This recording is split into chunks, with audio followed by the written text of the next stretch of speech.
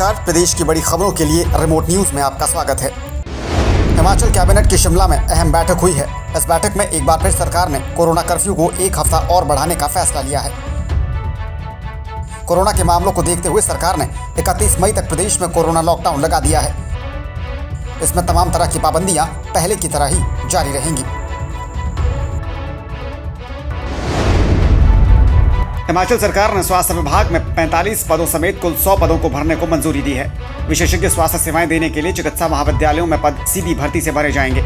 IGMC Shimla में general medicine विभाग के र्यूमेटोलॉजी सेल में असिस्टेंट प्रोफेसर का एक पद सृजित कर भरने को भी स्वीकृति प्रदान की गई है।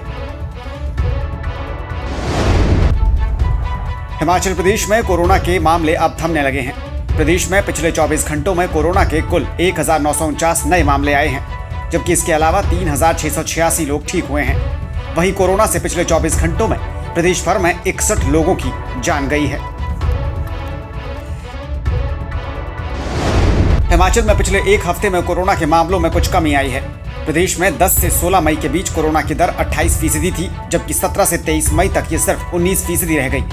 पिछले हफ्ते कुल 18,794 मामले आए थे, जबकि 10 से 16 मई के बीच प्रदेश में 28,817 मामले पाए गए थे।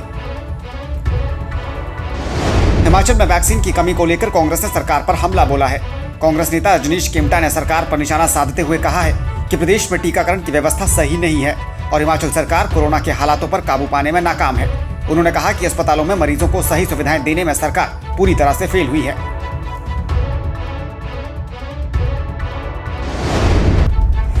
बीजेपी प्रदेश प्रवक्ता रणधीर शर्मा ने कांग्रेस पर सियासी हमला बोला है।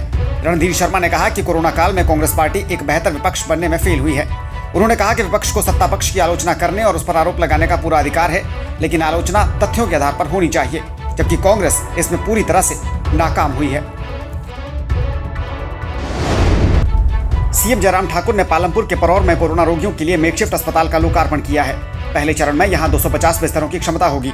सीएम ने अस्पताल के लिए भूमि प्रदान करने के लिए राधा स्वामी सत्संग व्यास का आभार जताया। उन्होंने कहा कि सत्संग व्यास के स्वयंसेवी कोरोना रोगियों और उनके परिजनों को भोजन प्रदान करेंगे, जो कि मानवता की महान सेवा है।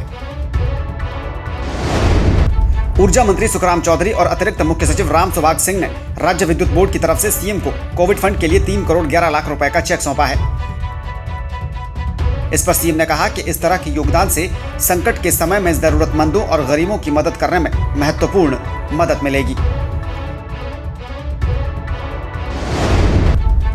भारत सरकार ने स्थानीय परिस्थितियों के आधार पर वैक्सीनेशन के लिए ऑन साइट पंजीकरण को खोलने के निर्णय राज्य सरकारों पर छोड़ दिए हैं।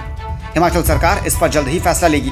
प्रदेश में 18 से 44 साल तक के आयु वर्ग के लोगों के लिए वैक्सीनेशन की अगली तारीख 27 मई है, जिसके लिए 25 मई को दोपहर 2:30 से 3 बजे तक स्लॉट खोले जाएंगे। सरस्वती नगर से जिला परिषद कौशल मुंगटा ने सरकार पर बागवानों की अनदेखी के आरोप लगाए हैं। उन्होंने कहा कि बेमौसमी बारिश और बर्फबारी से बागवानों को खासा नुकसान हुआ है, लेकिन सरकार ने कोई कार्रवाई अमल में नहीं लाई। उन्होंने कहा कि किसी भी बागवान को मुआवजे की राशि नहीं मिली है, इसे लेकर सरकार ने कोई कदम नहीं उठाए हैं।